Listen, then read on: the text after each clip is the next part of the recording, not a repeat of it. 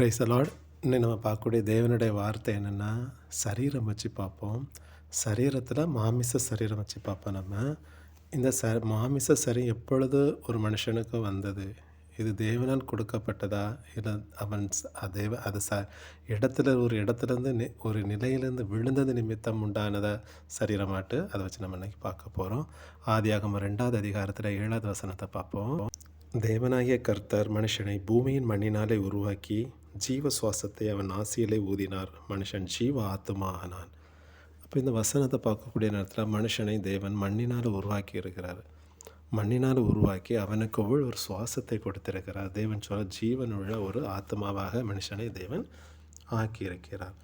ஆதியாகமம் 2வது அதிகாரத்தில் 17வது வசனத்தை பார்க்கும் பொழுது, ஆனாலும் நன்மை தீமை அறியத்தக்க விருஷத்தின் கனியை புசிக்க வேண்டாம், அதை நீ புசிக்கும் நாளில் சாகவே சாவா என்று கட்டளையிட்டார். அப்போ அந்த பழத்தை தேவன் சொல்கிறாரு, நீ நன்மை தீமை அறியத்தக்க விருஷத்தின் கனி என்ன பண்ண நீ புசிக்க கூடாது அப்படிங்கிறாரு. அப்படி பார்க்கக்கூடிய நேரத்தில் ஆதியாகமம் அதே 2வது அதிகாரத்தில் 25வது வசனம், ஆதாமும் அவன் மனைவியுமாகி இருவரும் நிர்வாணிகளாக இருந்து வெட்கப்படாது இருந்தார்கள். அவங்க பழத்தை திங்கிற தேவனுடைய வார்த்தை தேவன் சொல்லக்கூடிய நேரத்தில் பழத்தை திங்காதுங்க அப்படின்னு சொல்லக்கூடிய நேரத்தில் அவங்களுடைய தன்மை பார்க்கும் பொழுது நிர்வாணிகளாக இருந்தார்கள், ஆனாலும் வெட்கப்படாது இருந்தார்கள். அது 3வது அதிகாரத்தில் நம்ம 5வது அதிகாரம் 5வது வசனம் 6வது வசனம் பார்க்கும் பொழுது, நீங்கள் இதை புசிக்கும் நாளில் உங்கள் கண்கள் திறக்கப்படும் என்றும் நன்மை தீமை அறிந்த தேவர்களைப் போல் இருப்பீர்கள் என்றும் தேவன் அறிவார். இந்த சர்ப்பமானது வலு சர்ப்பம், அதாவது சாத்தான் பிசாசு, ஆல்ரெடி நம்ம வந்துட்டு டிஸ்கஸ் பண்ணியிருக்கிறத வச்சு அவன் இதை பார்க்கும்பொழுது அது சொல்லுது, நீங்கள் எதை சாப்பிடுங்க, நீங்கள் தேவர்களைப் போல் ஆவீர்கள், நீங்கள் புசிக்கும் நாளில். அப்போ அவங்க புசிக்கும் பொழுது இந்த தன்மை அவங்களுக்குள்ள என்ன வருதுன்னு இந்த சாத்தான் அவங்கள அடையாளப்படுத்துகிறான். அப்போ அவங்க என்ன பண்ணிட்டாங்கன்னா அந்த பழத்தை தின்னுடன் அவங்களுக்குள்ள என்ன தன்மை வந்து தான் 7வது 3:7 பார்க்கும் பொழுது அவருடைய கண்கள் திறங்கப்பட்டது. அதன் பிறகு அவர்களுக்கு தங்களுடைய நிர்வாணத்தன்மை தெரிந்து தேவன் ஏதேன் தோட்டத்திலிருந்து மனுஷனை விரட்டி விடுறார். அப்போ இந்த மனுஷனை தேவன் எப்படி அடையாளப்படுத்துகிறார்? இப்போ அவன் ஒரு நிலையில் இருந்தால் தேவன் அவர் ஒரு ஸ்தானத்தில் வைத்திருந்தார். அந்த ஸ்தானத்தை அவன் விட்டு இழந்துட்டான். அதுக்கு காரணம் அந்த சர்ப்பத்தினுடைய வார்த்தைக்கு அவன் கீழ்ப்படிந்ததுனால. தேவனுடைய வார்த்தையை நிராகரித்து விட்டு அந்த சர்ப்பத்தினுடைய வார்த்தையை அவன் கீழ்ப்படிந்த நிமித்தம் அவன் ஏதேன் தோட்டத்திலிருந்து அவன் வெளியில் வந்து விழுந்துட்டான். இப்போ இந்த வெளியில் வந்து விழுந்த மனுஷனை தேவன் எப்படி அடையாளப்படுத்துகிறார் பார்க்கக்கூடிய நேரத்தில், யோபு 14வது அதிகாரத்தில் 4வது வசனத்தை பார்க்கும் பொழுது, அசுத்தமானதிலிருந்து சுத்தமானதை பிறப்பிக்கத்தக்கவன் உண்டோ? ஒருவனும் இல்லை அப்படின்னு தேவன் அடையாளப்படுத்துகிறார். ஏதேன் தோட்டத்திலேருந்து வந்த மனுஷனுடைய தன்மை இதாயிட்டு ஒரு அசுத்தமான தன்மையாக தேவன் அங்கு அடையாளப்படுத்துகிறார். இன்னொரு வசனத்தை நம்ம பார்ப்போம். யோபு 14வது அதிகாரத்தில் 10வது வசனத்தை பார்ப்போம். மனுஷனோ வென்றால் செத்த பின் ஒழிந்து போகிறான், மனுபுத்திரன் ஜீவித்து போன பின் அவன் எங்கே? ஒரு மனுஷனுக்கு ஒரு காரியங்கள் நடக்கப்படுகிறது, அவன் செத்து போவான்ங்கிற செத்த பின் அவன் செத்து போவான்ங்கிற ஒரு தன்மை அங்கே இருக்குது. இந்த மாமிசத்தன்மை ஒரு மனுஷனுக்குள் வந்ததுனால தேவன் அவனை அடையாளப்படுத்துகிறாரு. அவன் செத்து போகக்கூடிய ஒரு மனுஷனாக இந்த பூமியில் ஜீவித்து கொண்டே இருக்கிறான். அப்போ எப்படிப்பட்ட ஒரு தன்மை மனுஷனுக்குள்ள இருக்குது? இன்னொரு வசனத்தை பார்ப்போம். பிரசங்கி 6வது அதிகாரத்தில் 12வது வசனத்தை பார்ப்போம். நிழலை போன்ற மாயையான தன் ஜீவகாலத்தை போக்கும் மனுஷனுக்கு இந்த ஜீவனில் நன்மை இன்னதென்று அறிந்தவன் யார்? தனக்கு பின்பு சூரியனுக்கு கீழே சம்பவிக்கும் காரியங்கள் இன்னதென்று மனுஷனுக்கு அறிவிப்பவன் யார்?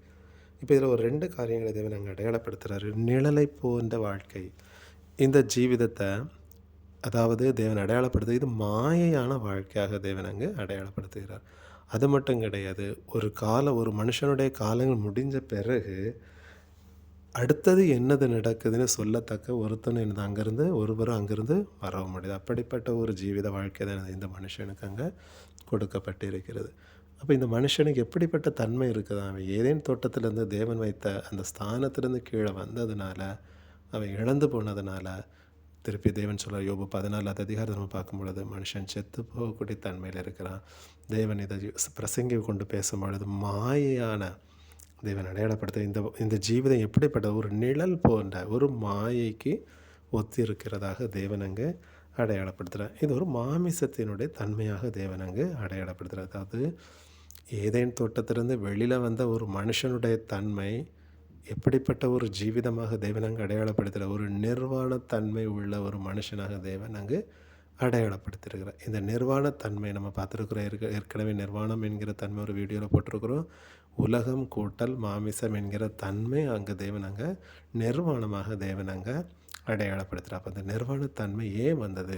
அவன் சத்துருவினுடைய, அதாவது சர்ப்பத்தினுடைய வார்த்தைக்கு, அதாவது சாத்தானுடைய வார்த்தைக்கு அங்கே கீழ்ப்படித்ததுனால அவனுக்குள்ளால என்ன தன்மை வந்து, நன்மை தீமை அறியத்தக்க ஒரு தன்மை அவனுக்குள்ளால வந்துட்டு, அந்த நன்மை அறியத்தக்க தீமை அறியத்தக்க தன்மை அவனுக்குள்ளது வந்ததுனால தேவன் அவனை ஏதேன் தோட்டத்தை வெளியில் விட்டார். அப்போ ஏதேன் தோட்டத்திலிருந்து வெளியில் வந்த மனுஷனுடைய தன்மை நம்ம பார்க்கும் பொழுது அவன் மறிக்கக்கூடிய ஒரு ஸ்தானத்தில் இருக்கிறான்.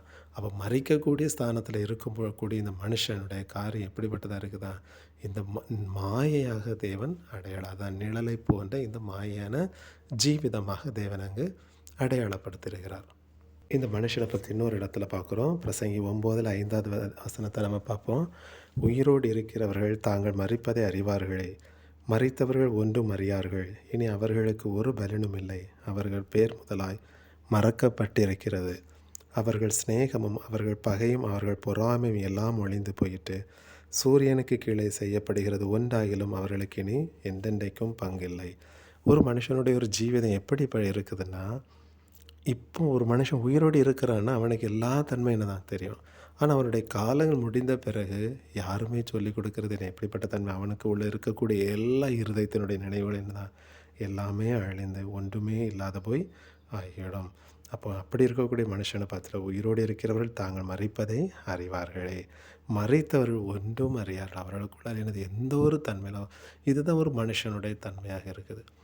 ஏதேன் தோட்டத்திலேருந்து வெளியில் விரட்டி விடப்பட்ட அந்த மனுஷனுடைய தன்மை காரணம் அந்த சத்துரு, அதாவது பிசாசனுடைய வார்த்தைக்கு செவி கொடுத்து அந்த படத்தை புசித்தது நிமித்தம் உண்டான காரியம். இந்த மனுஷன் எப்படிப்பட்ட ஒரு மாயைக்கு சம்பந்தமுள்ளவனாக இருக்கிறான். இந்த மாயைக்கு உள்ளான மனுஷனை இன்னொரு இடத்துல தேவன் அடையாளப்படுத்தக்கூடியது 1 கொரிந்தியர் 15வது அதிகாரத்தில் 50வது வசனம். நம்ம எப்பவும் பார்க்கக்கூடிய ஒரு வசனமாக நம்ம அங்கே பார்க்குறோம். 1 கொரிந்தியர் 15:50. சகோதரரே, நான் சொல்லுகிறது என்னவெனில், மாமிசமும் இரத்தமும் தேவனுடைய ராஜ்யத்தை சுதந்திரிக்க மாட்டாது. அழிவுள்ளது அழியாமை சுதந்திரிப்பதில்லை. ஏதேன் தோட்டத்திலேருந்து வெளியில் வந்த மனுஷன், மாமிசமான மனுஷனை தேவன் மாமிசமும் இரத்தம் உள்ள ஒரு மனுஷனாக தேவன் அங்கு அடையாளப்படுத்துகிறார். இந்த மனுஷன் எங்கே போக முடியாதான்? ஏதேன் தோட்டத்துக்கு அவனால் இனி போக முடியாது. அப்போ இவன் போகணும் அப்படின்னா திருப்பி அங்கே வந்த இடத்துக்கு அவன் போகணும்னா தேவன் சொல்லக்கூடியது 54வது வசனம், அழிவுள்ளதாக இது அழியாமையும் சாவுக்கு ஏதுவாய் சாவாயும் தரித்து கொள்ளும்போது மரணம் ஜெயமாக விழுங்கப்பட்டது என்று எழுதியிருக்கிற வார்த்தை நிறைவேறும். அப்படிப்பட்ட ஒரு தன்மைன்னு தான் தேவன் அங்கே அடையாளம். அப்போ இதுதான் மாமிசமான ஒரு மனுஷனுடைய தன்மை.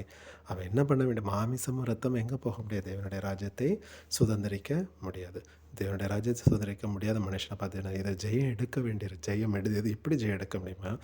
அழிவுள்ளதாக இதை அழியாமல் சாவுக்கு ஏதாவது சாவும் தரித்து கொள்ளும்போது மரணம் ஜெயமாக விழுங்கப்பட்டது என்று தேவன் அங்கே என்ன பண்ணி அடையாளப்படுத்துகிறவராக இருக்கிறார். 100 வசனத்தை பார்ப்போம். 2 தெசலோனிக்கேயர் 2வது அதிகாரத்தில் 14வது வசனம், நீங்கள் நம்முடைய கர்த்தராய் இயேசு கிறிஸ்துவின் மகிமை அடையும் பொருட்டாக எங்கள் சுவிசேஷத்தினாலே அந்த ரட்சிப்புக்கு அவர் உங்களை அழைத்தார். அப்போ தேவன் நம்மை இந்த சரீரத்தை உடைய மனுஷனாகி நம்மை பார்த்து தேவன் அழைக்கிறாரு. அந்த மகிமை அடைந்து, அதாவது குமாரனுடைய சாயலை அடையும்படியாக நம்மளை தேவன் அழைத்திருக்கிறார். அப்போ ஜெயம் பெற்றவர்கள் யார்? அதாவது மகிமை அடைந்த சரீரத்தை உடையவர்கள் ஜெயம் பெற்றவர். அப்போ ஜெயம் நம்மளுக்கு எப்படி கிடைக்கும்? ஜெயம் கொலோசியர் 1:27வது வசனத்தின்படி நம்ம அங்கே பார்க்கும் பொழுது ஆண்டவருடைய வார்த்தை அங்கே அடையாளப்படுத்துவது கடைசி 4 லைன். அதாவது முதல்ல பார்ப்போம். 27வது வசனம், புறஜாதிகளுக்குள்ளே விளங்கி இந்த ரகசியத்தில் உள்ள மகிமையின் ஐஸ்வர்யம் என்னதென்று தேவன் தம்முடைய பரிசுத்தவான்களுக்கு தெரியப்படுத்த சித்தமானார். கிறிஸ்துவானவர் மகிமையின் நம்பிக்கையாக உங்களுக்குள் இருப்பதே அந்த ரகசியம். அப்போ அந்த மகிமையினுடைய நம்பிக்கையை பரிசுத்தாவி என்கிற அந்த கிறிஸ்து, அந்த ஜீவன் எனக்குள்ளால் வரும்பொழுது நான் மகிமை அடைந்த சரீரமாக மறுரூபமாக்கப்படுகிறேன். இதுதான் தேவனுடைய நடத்துதல். அப்போ இந்த சரீரத்தை, அதான் நம்ம பார்த்தா அந்த மாமிசம் மாயைக்கு அடுத்ததாக இருக்கக்கூடியதாக இருக்குது. இந்த மாமிசத்தன்மையுடைய சரீரம் மகிமையடைந்த சரீரமாக மாற வேண்டியிருக்குது.